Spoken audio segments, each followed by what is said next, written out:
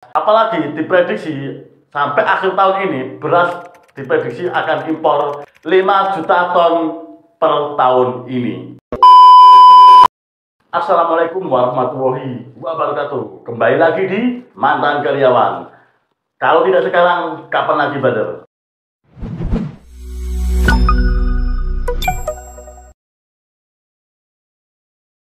Oke, teman-teman. Kali ini saya akan membahas tentang bagaimana regulasi yang dipimpin oleh Pak Jokowi yang berkaitan dengan kebijakan-kebijakan tentang para pelaku usaha. Oke, di sini saya akan membahas kebijakan-kebijakan dari 10 tahun terakhir, apa saja sih yang memudahkan para pelaku bisnis dan yang sebenarnya kurang relevan bagi pelaku bisnis pemula. Mungkin kalau bisnis sudah besar, dampaknya tidak begitu besar. Namun kalau bagi bisnis pemula seperti saya, 1-2 tahun baru berbisnis, saya yakin dari pengalaman saya pribadi akan mengalami kesulitan. Apalagi tanpa privilege, tanpa ilmu, tanpa relasi yang dibangun. Menurut saya yang kurang relevan dengan pelaku usaha sama di pelaku usaha pemula adalah sistem yang berbasis online, di mana memang giat-giatnya pemerintahan era Pak Jokowi itu menggunakan basis online semua dan katanya mempermudah pengaksesan untuk masalah izin, NIP, dan lain sebagainya. Itu bisa diakses melalui OSS, sistem berbasis online. Akan tetapi teman-teman, menurut saya pribadi, banyak di sini yang sistem online-nya itu kurang efektif. Contohnya, aplikasi OSS ini seringkali terjadi error. Kalau tidak hari kerja, Sabtu dan Minggu atau malam, itu sering error dan berubah-ubah. Nah, itu salah satunya. Dan banyak lagi yang lainnya untuk masalah kualitas sistem online itu. Yang kedua, regulasi. Kalau ada perubahan-perubahan data, perubahan-perubahan regulasi, itu tidak ada sosialisasi.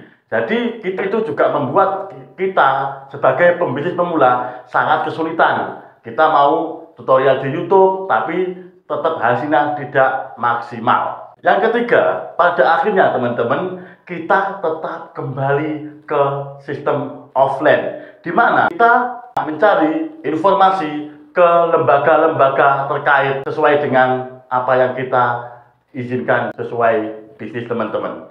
Jadi menurut saya, regulasi-regulasi yang berkaitan dengan UMKM khususnya itu masih belum maksimal dan bahkan kurang relevan. Lagi-lagi malah dimanfaatkan oleh oknum-oknum yang tidak bertanggung jawab. Dan ada lagi teman-teman, menurut saya, kebijakan pemerintah yang impor atau menerima barang dari luar negeri itu sangat marak teman-teman. Dan itu juga bisa membuat para pelaku usaha UMKM Indonesia itu kalah bersaing. Menurut saya seperti itu.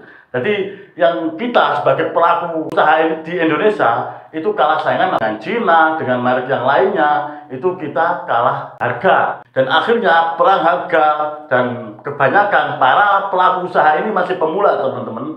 Menurut saya itu yang membuat stuck usaha bisnis pemula di Indonesia saat ini yang dipimpin oleh Pak Jokowi.